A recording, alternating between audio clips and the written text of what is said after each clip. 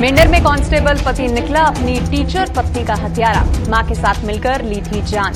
सबूत मिटाने पर भी गले तक पहुंचे कानून के लंबे हाथ।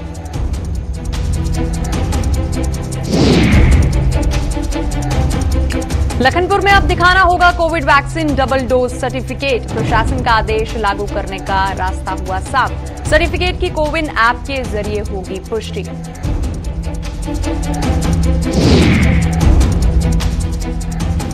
जम्मू में चाइनीज डोर का एक बड़ा जखीरा किया गया बरामद। दोमाना पुलिस ने एक होलसेलर को किया गिरफ्तार।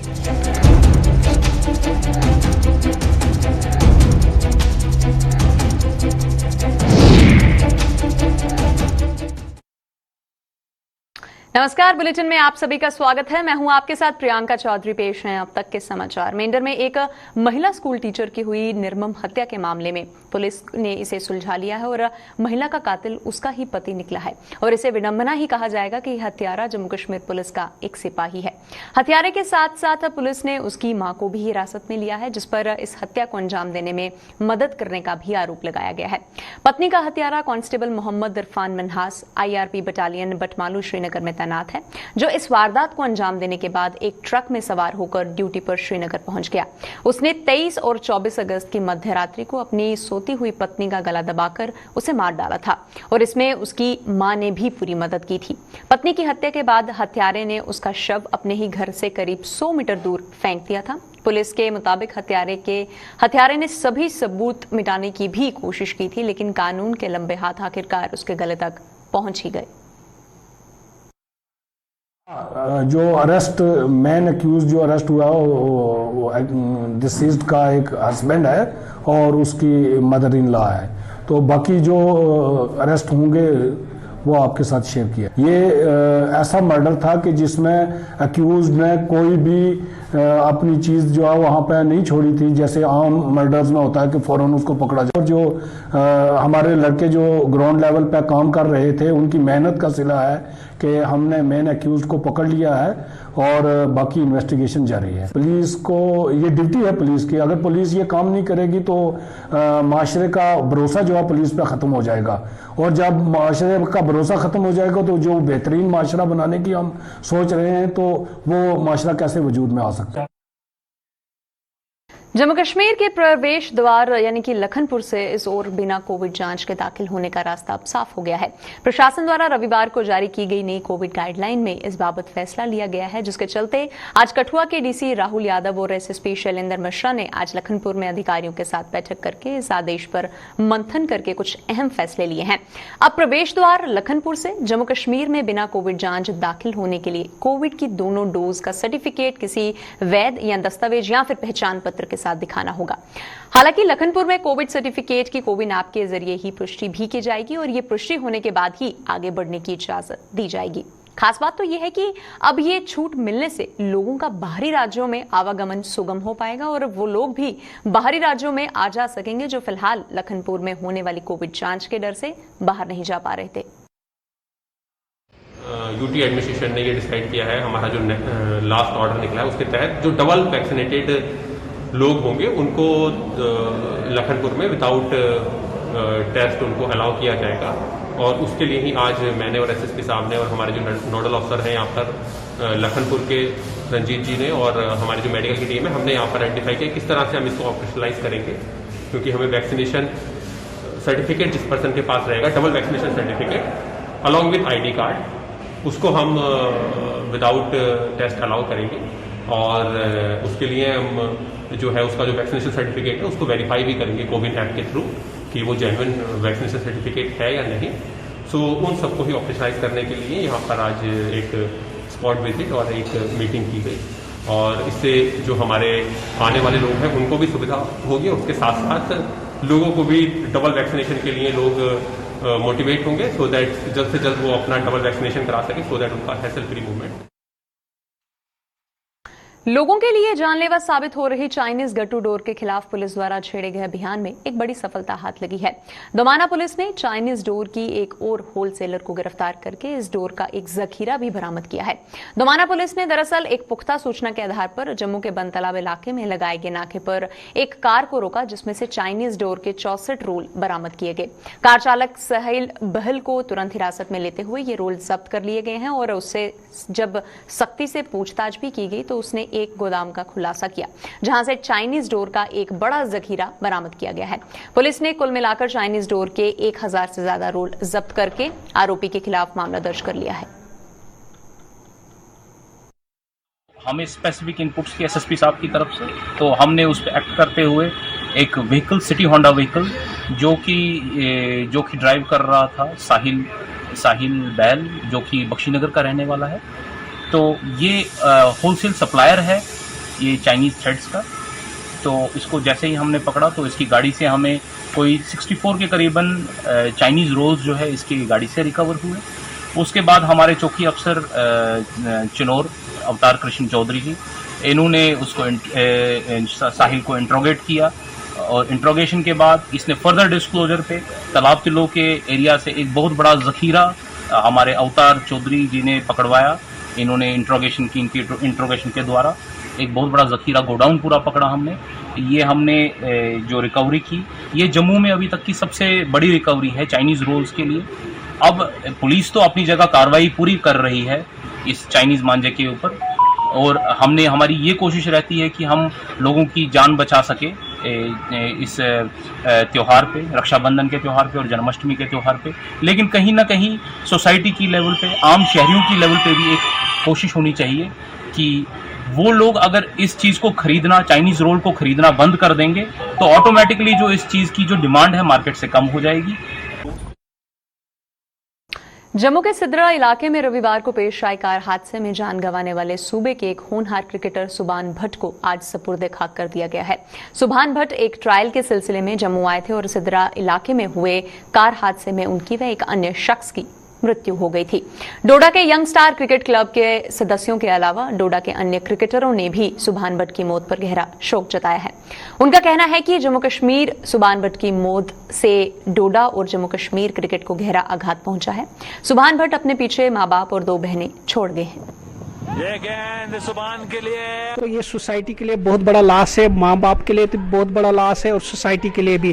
और इसकी जो 2 बहनें हैं पीछे और माँ बाप भी है, एक सदमा हुआ है पूरे डोडा में। तो बहुत बड़ा अच्छा लड़का था, तो ये एक बहुत बड़ा लॉस है। हम यही उम्मीद करते हैं कि माँ बाप किसी भी बच्चे को गाड़ी ना दे और पीछे रहे ताकि ये जाने बच जाए, क्योंकि फैमिली का इकलौता चिराग था वो, और पीछे 2 बहनें छोड़ के गया है और काफ़ी बड़ी रिस्पॉन्सिबिलिटी उसके ऊपर थी। और साथ ही साथ सुभान जो है काफ़ी अच्छा क्रिकेटर भी था। आप कह सकते हैं कि डोडा की यूथ के लिए एक इंस्पिरेशन था, वो उभरता हुआ सितारा था क्रिकेट का।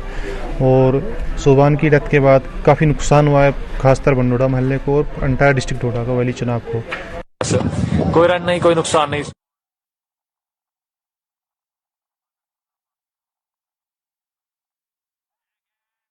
सेना ने जम्मू कश्मीर के पुंछ जिले में नियंत्रण रेखा पर घुसपैठ की एक कोशिश को नाकाम बनाते हुए एक आतंकवादी को मार गिराया है।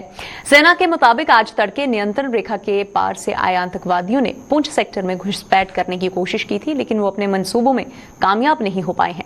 सेना द्वारा ललकारे जाने पर आतंकियों ने गोलाबारी करना शुरू कर दी थी और इस ओर से जब जवाबी कार्रवाई में एक आतंकवादी मारा गया, उसके बाद उसका शव AK-47 राइफल के साथ साथ बरामद कर लिया गया।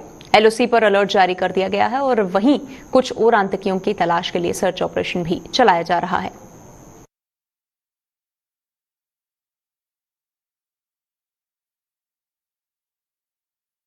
एक और सरकार गरीबों के उत्थान के लिए बड़ी बड़ी योजनाएं शुरू करने के दावे करती है, तो वहीं देश में हजारों लोग ऐसे हैं जो शहरों की गलियों और नगर निगम द्वारा लगाए गए कचरे के ढेरों में अपनी रोजी रोटी तलाश कर रहे हैं।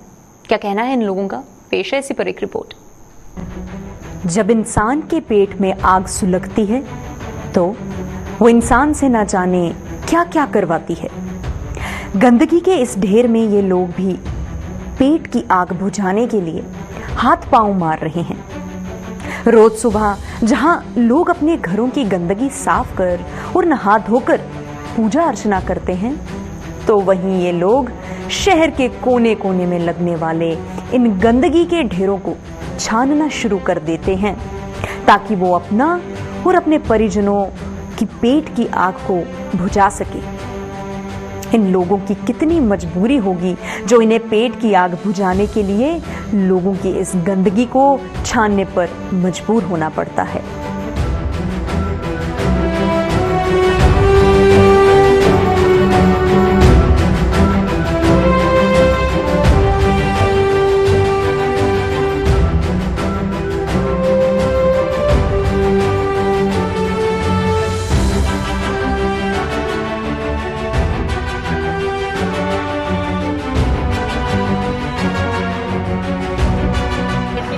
छोटे छोटे बच्चे हैं, घर में कोई कमाने वाला नहीं है, आगे से कोई सपोर्ट नहीं है, पीछे से, तो क्या करेंगे।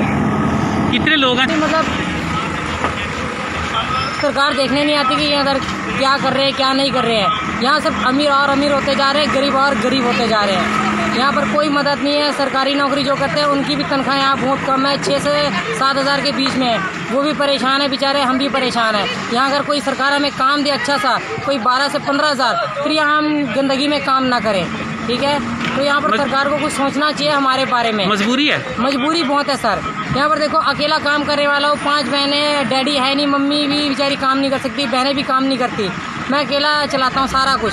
शहर की गंदगी को छानकर रोजी रोटी कमाने वाले इन लोगों ने सरकार से मदद की गुहार लगाई है। इन लोगों के मुताबिक अगर सरकार उनकी थोड़ी मदद करती है तो वो भी गंदगी के ढेरों में हाथ पांव मारने से बच सकते हैं।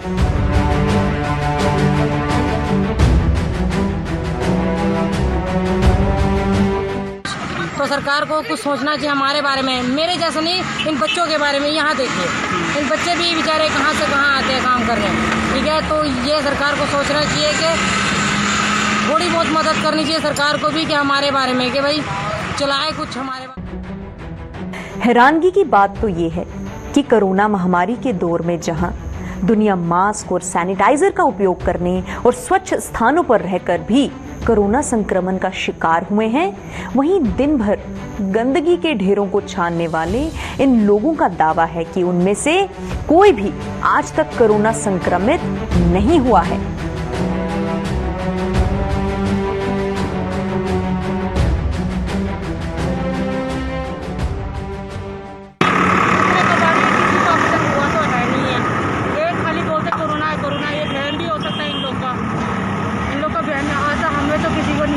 मास्क लगाते हैं यहाँ पर, सैनिटाइजर तो लगाते हैं, मास्क हम बहुत कम लगाते हैं क्योंकि यहाँ किसी को है नहीं एक्चुअली। तो मास्क वो देखो वो सामने लगा के घूम रहे हैं, ठीक है। तो यहाँ तो ऐसे नॉर्मली है सारे, किसी को कुछ हुआ नहीं है अभी तक और ना होगा यहाँ पर किसी को, क्योंकि हम जिस हिसाब से यहाँ रहते हैं अभी तक किसी को हो।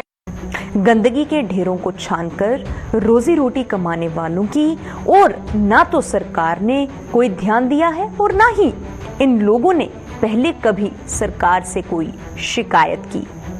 लेकिन अब इन लोगों ने भी सरकार से मदद की गुहार लगाई है और सरकार को भी इन लोगों को गंदगी के इन ढेरों से मुक्ति दिलवाने के लिए ठोस कदम उठाने चाहिए। तभी सरकार का सबका साथ, सबका विकास और सबका विश्वास जीतना सफल हो पाएगा।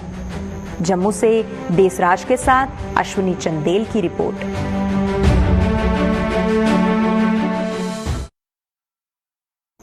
जम्मू कश्मीर प्रशासन द्वारा रविवार को जारी की गई नई कोविड गाइडलाइन का चारों ओर स्वागत हो रहा है।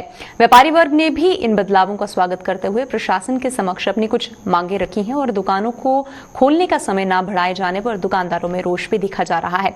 उनका कहना है कि चूंकि अब त्योहारों का सीजन शुरू होने वाला है, लिहाजा प्रशासन को दुकानों के समय में भी बढ़ोतरी करनी चाहिए। इसके साथ ही लखनपुर से जम्मू कश्मीर में दाखिल होने के लिए गए फैसले का भी व्यापारी वर्ग ने स्वागत किया है। और कुछ गाइडलाइंस, कुछ जो चेंजेस नहीं हुई हैं इसमें, उस पर दुकानदारों को थोड़ा सा रोष है। जैसे कि जो टाइमिंग था हमारा शाम को 7 बजे शॉप क्लोज करने का, तो उसमें थोड़ा सा इनको बदलाव लाना चाहिए था, क्योंकि आने वाले दिनों में जैसे हम देख रहे हैं अभी फेस्टिवल सीजन शुरू हो चुका है, जन्माष्टमी भी है, तो उसमें क्या रहता है, देखिए दिन में जैसे कस्टमर का जो फ्लो है वो कम रहता है, क्योंकि धूप की वजह से कस्टमर निकलता नहीं है, और शाम को जैसे ही कस्टमर का थोड़ा सा आना शुरू होता है तो हमें गाइडलाइन के मुताबिक 7 बजे दुकानें बंद करनी पड़ती हैं। तो इसमें थोड़ी सी रिलैक्सेशन जो है दुकानदारों को देनी चाहिए। दूसरी बात जो अभी एक बहुत ही वेलकम स्टेप अभी गाइडलाइन में आया है कि लखनपुर से जो भी आएगा, जो फुल्ली वैक्सीनेटेड होगा, जिसको दोनों डोज लग गई हैं, तो उसकी कोई चेकिंग नहीं होगी। ये एक बहुत ही पॉजिटिव स्टेप है और एक अच्छा मैसेज जो है पूरे इंडिया में जाएगा, क्योंकि लोग डरते थे कहीं ना कहीं कि लखनपुर में कितनी रिस्ट्रिक्शन होगी और कैसा वहाँ पे एटमॉस्फेयर होगा, लेकिन ये जो स्टेप है काफ़ी ही वेलकम स्टेप है और दुकानदार काफ़ी खुश हैं इससे। जैसे उन्होंने टाइम रखी शाम के 7 बजे की, मैं चाहता हूँ इसकी कम से कम गाइडलाइन चाहिए 8 बजे पहुँचाए, क्योंकि हर दुकानदार चाहता है कि 8 बजे टाइमिंग बिल्कुल सही है, क्योंकि दिन त्यौहार आ रहे हैं, आगे सब कुछ आएगा। आज जन्माष्टमी है, बहुत अच्छा दिन है, कल गुगे नवमी है, बहुत अच्छा दिन त्यौहार है। तो मैं चाहता हूँ कि गवर्नमेंट को चाहिए कि कम से कम शाम को 8 बजे करना चाहिए। और दूसरी बात, जैसे मैंने पढ़ा गाइडलाइन जो नहीं आई है कि बाहर से जो लोग आएंगे उसको 2 टीके होंगे, ये मैं चाहता हूँ कि गवर्नमेंट को चाहिए किसी को जाति को, किसी भी इंसान को कोई मुश्किल नहीं पड़नी चाहिए, सभी इंसान को आना चाहिए। कोई कोरोना टेस्ट है तो उसका आप ध्यान रखें, मगर ये ना करें कि जो आदमी आएगा उसको परेशानी पड़ेगी कहीं आना जाना। तो हम लोग देखो ना, आप सुबह से हमने कोई सुबह की बोनी भी नहीं की हुई है, काम का बिल्कुल जीरो है, बिल्कुल ठप है। कोई आएगा, कोई इंसान आएगा, कोई होटल वाले के पास बैठेगा, कोई ठहरेगा, कोई चाय पिएगा, कोई नाश्ता करेगा। जब कोई भी इंसान आएगा तो हर आदमी की रोजी रोटी एक दूसरे से लगी हुई है। तो मैं गवर्नमेंट से चाहता हूँ प्लीज़ इसका ध्यान रखें। पॉइंट है, सबसे बड़ा जो डिसीजन लिया गया है इसकी भी मुबारकबाद देता हूं कि गवर्नमेंट का विजन कितना अच्छा है कि उन्होंने हरासमेंट को बचाया। जो यात्रु माता वैष्णो देवी के दर्शन के लिए आ रहा है, जो हरास हो रहा था, जिसको 2 घंटे उसका टाइम लखनपुर में वेस्ट हो रहा था, वो बच जाएगा। ये गाइडलाइन बहुत अच्छी है। इसी तरह से ये गाइडलाइन एयरपोर्ट्स के ऊपर भी इम्प्लीमेंट कर देनी चाहिए, क्योंकि यहाँ की जो रेशो है, जैसा मैं कह चुका हूँ कि 2% से ऊपर नहीं है। सो ये चीज़ों को सामने रखते हुए जो टाइमिंग है 7 बजे का, ये सितंबर एंड तक अगर अनाउंस किया तो अच्छी बात है, लेकिन उसके बाद हम ये आपके माध्यम से गवर्नमेंट तक पहुंचाना चाहते हैं कि अक्टूबर में फेस्टिवल सीजन है और शादियों का सीजन है, इसको इस गाइडलाइन में थोड़ा सा ऐड करके दुकानों के जो टाइम है उनको बढ़ा दिया जाए। देश भर में आज श्री कृष्ण जन्माष्टमी का त्योहार बड़े हर्षोल्लास के साथ मनाया जा रहा है और कान्हा के जन्म दिवस पर आज जम्मू कश्मीर में भी मंदिरों में आस्था उमड़ी हुई है और हर कोई भक्ति रस में डूबा हुआ है। बात करें अगर जम्मू की, तो यहाँ पर भी मंदिरों में पूजा अर्चना करते हुए आज रात को कान्हा को झूला झुलाने के लिए लोग बेताब दिख रहे हैं। मंदिरों को खूबसूरत ढंग से सजाया गया है और इनकी छटा देखते ही बनती है। और इस चैनल के माध्यम से हम ये संदेश देना चाहेंगे कि सभी लोग जो है वो कोरोना नियमों का पालन करते हुए मंदिर में अधिक से अधिक संख्या में आए और हर प्रकार की यहाँ व्यवस्था की गई है, प्रसाद की व्यवस्था है, और आकर के भगवान कृष्ण के जो है यहाँ आकर के दर्शन करें। और मैं सभी भक्तों से ये निवेदन करना चाहता हूँ कि आज भगवान कृष्ण की जो है यहाँ झूला पूजन के रूप में हमने यहाँ प्रतिष्ठा कर दी है, और जो भक्त भगवान को जहाँ उनके दर्शन करना चाहते हैं वो कृपया मंदिर में आकर के भगवान के दर्शन करें और अधिक से अधिक संख्या में यहाँ मंदिर में पधारे। मेरे साथ मंदिर की बड़ी धूमधाम से पूजा की है और इस जन्माष्टमी के उपलक्ष्य में मैं सभी भक्तों को और आदरणीय जो नागरिक जहाँ उपस्थित हुए हैं उन सब का हृदय से अभिनंदन करते हुए जन्माष्टमी की उनको मुबारकबाद। मैं सब देशवासियों को, जम्मू वासियों को जन्माष्टमी की शुभकामनाएं देता हूं और सबसे अपील करता हूं कि प्रशासन द्वारा जारी SOP का ध्यान रखें। जम्मू वासियों और देशवासियों को शुभकामनाएं देती हूं, और लेकिन सब अपना SOP का ध्यान रखें और खूब धूमधाम से हम अपना ये कार्य करें। और ये आज हमें यहाँ पे इन्होंने निमंत्रित किया, लेकिन यहाँ आके बड़ा अच्छा लगा जिस हिसाब से इन्होंने अपना ये कार्य शुरू किया। जय कृष्ण, जय Krishna. Jammu Kashmir high court bar association के शनिवार को संपन्न हुए चुनाव में एडवोकेट मोहिंदर कुमार भारद्वाज तीसरी बार प्रधान पद पर काबिज हुए हैं और रविवार को हुई मतगणना में भारद्वाज को 651 जबकि उनके निकटतम प्रतिद्वंदी एडवोकेट निर्मल कोतवाल को 421 वोट मिले हैं। प्रधान पद के लिए 4 उम्मीदवार मैदान में थे, जिनमें से एडवोकेट रंजीत सिंह को 217 जबकि एडवोकेट अशोक शर्मा को 123 वोट मिले हैं। एडवोकेट मोहिंदर पाल सिंह एक बार फिर से बार एसोसिएशन के उप प्रधान, सुरजीत सिंह अंडोत्रा महासचिव, आदित्य शर्मा संयुक्त सचिव और अमनदीप सिंह कोषाध्यक्ष चुने गए हैं। रविवार रात करीब 10:30 बजे पूर्ण हुई मतगणना के बाद returning officer advocate Surendra Singh ने विजेता उम्मीदवारों की घोषणा की।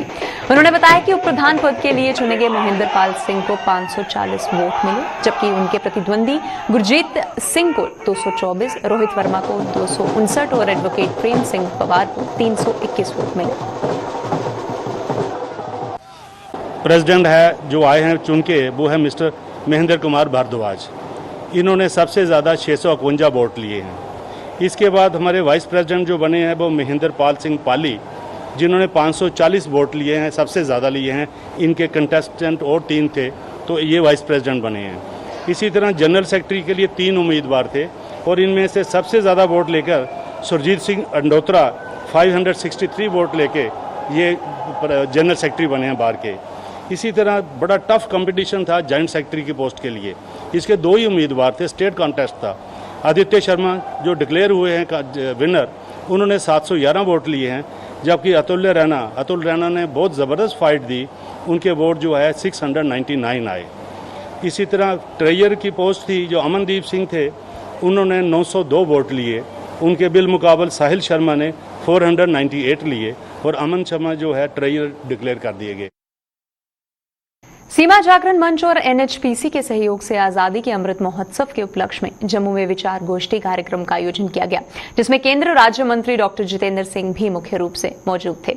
इस दौरान डोडा किश्तवाड़ के दूर दराज के इलाकों के लोगों को बेहतर स्वास्थ्य सुविधाएं उपलब्ध करवाने के उद्देश्य से सीमा जागरण मंच के प्रयासों ने एनएचपीसी की ओर से निःशुल्क मेडिकल चिकित्सा वैन का भी लोकार्पण किया है। मैं AK सिंह, CMD NHPC। आज हम यहाँ जम्मू में हम लोग आए हैं अमृत महोत्सव जो चल रहा है कार्यक्रम, उसमें भाग लेने। और इस दौरान जम्मू के लिए हम लोगों ने एक एम्बुलेंस की व्यवस्था की है, तो सीमा मंच के जरिए किश्तवाड़ डोडा एरिया में काम करेगा। एक सोशल सर्विस के नाते हम लोगों ने इसको दिया है।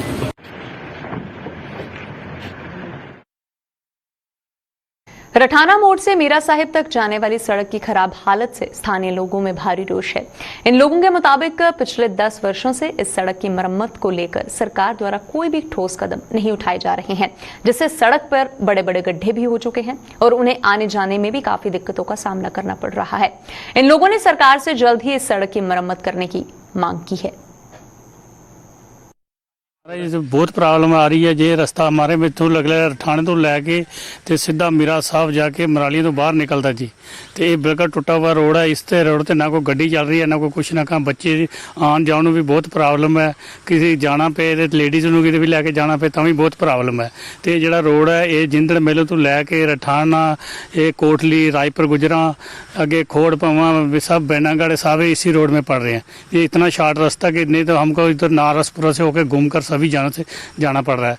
इसीलिए आप मेहरबानी करके कि इस रोड को थोड़ा जल्दी देखकर इसको कंप्लीट किया जाए और इसको जल्दी तो जल्दी तैयार किया जाए ताकि हमारी थोड़ी मुश्किलें जो दूर हो जाएं।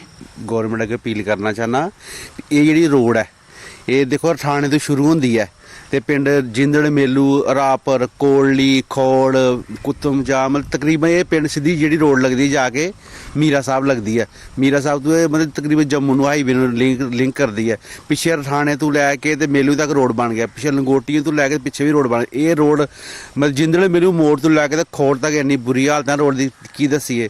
इतने मतलब एडे खड्डे ने, एडा रोड टुटे दा। मतलब अं अपील करने कि रोड बन जाए कि जी पब्लिक बेचारी घूम के बाया नवां शहर हो के जम्मू जाती, शॉर्टकट रोड साढ़ा लिंक रोड है। सर असी रहंदे हां रायपुर गुजरा पिंड ते ये साडी जिहड़ी सड़क की हालत है बड़ी खराब है। ये सड़क जाती है ਸਿੱਧੀ ਰਠਾਣੇ ਤੋਂ ਲੈ ਕੇ ਮੀਰਾ ਸਾਹਿਬ ਤੱਕ ਸਰ ਥੋੜਾ ਵਿੱਚ ਸੜਕ ਜਿਹੜੀ ਬਣ ਗਈ ਹੈ ਵਿੱਚ 5 ਕਿਲੋਮੀਟਰ ਦਾ ਜਿਹੜੀ ਸੜਕ ਹੈ ਬਿਲਕੁਲ ਖਰਾਬ ਹੋ ਗਈ ਹੈ ਕਿਉਂਕਿ ਇੱਥੇ ਅੱਜ ਤੋਂ ਕੋਈ 10 ਸਾਲ ਪਹਿਲੇ ਲੁੱਕ ਪਈ ਸੀ ਉਹਦੇ ਬਾਅਦ ਕਦੇ ਲੁੱਕ ਨਹੀਂ ਪਈ ਔਰ ਇਹ ਸੜਕ ਦੀ ਇੰਨੀ ਬੁਰੀ ਕੰਡੀਸ਼ਨ ਹੈ ਕਿ ਇੱਥੋਂ ਪੈਦਲ ਚੱਲ ਕੇ ਜਾਣਾ ਬੜਾ ਮੁਸ਼ਕਿਲ ਹੈ ਗੱਡੀਆਂ ਤੇ ਬੜੀ ਦੂਰ ਦੀ ਗੱਲ ਹੈ ਤੇ ਪੈਦਲ ਵੀ ਨਹੀਂ ਜਾਣ ਹੁੰਦਾ ਇੱਧਰ ਇਹਨੇ ਖੱਡੇ ਸਾਰੇ ਖੱਡਿਆਂ ਵਿੱਚ ਪਾਣੀ ਖੜਾ ਹੋਇਆ ਹੈ ਨਾ ਇੱਧਰ ਕੋਈ ਸਰਕਾਰ ਆ ਕੇ ਦਿਖਦੀ ਹੈ ਬਾਕੀ ਆਸੇ-ਪਾਸੇ ਸਾਰੀ ਸੜਕਾਂ ਬਣ ਚੁੱਕੀਆਂ ਹਨ ਸਿਰਫ ਇਹੋ ਸੜਕ ਜਿਹੜੀ ਰਹਿ ਗਈ ਹੈ ਤੇ ਸਾਡੀ ਸਰਕਾਰ ਤੋਂ ਅਪੀਲ ਹੈ ਕਿ ਇਸ ਸੜਕ ਨੂੰ ਜਲਦੀ ਤੋਂ ਜਲਦੀ ਬਣਾਇਆ ਜਾਏ ਤਾਂ ਕਿ ਅਸੀਂ ਜਿਹੜੇ ਕਿ ਇੱਧਰ ਤੋਂ ਮੁਸ਼ਕਿਲਾਂ ਨੇ ਥੋੜੀਆਂ ਆਸਾਨ ਹੋ ਜਾਣ ਸਾਨੂੰ ਕਾਫੀ ਲੰਬਾ ਸਫ਼ਰ ਕਰਕੇ ਤੇ ਸਿਟੀ ਜਾਣਾ ਪੈਂਦਾ ਹੈ ਸਾਨੂੰ ਮੇਨ ਸੜਕ ਇਹੋ ਲੱਗਦੀ ਹੈ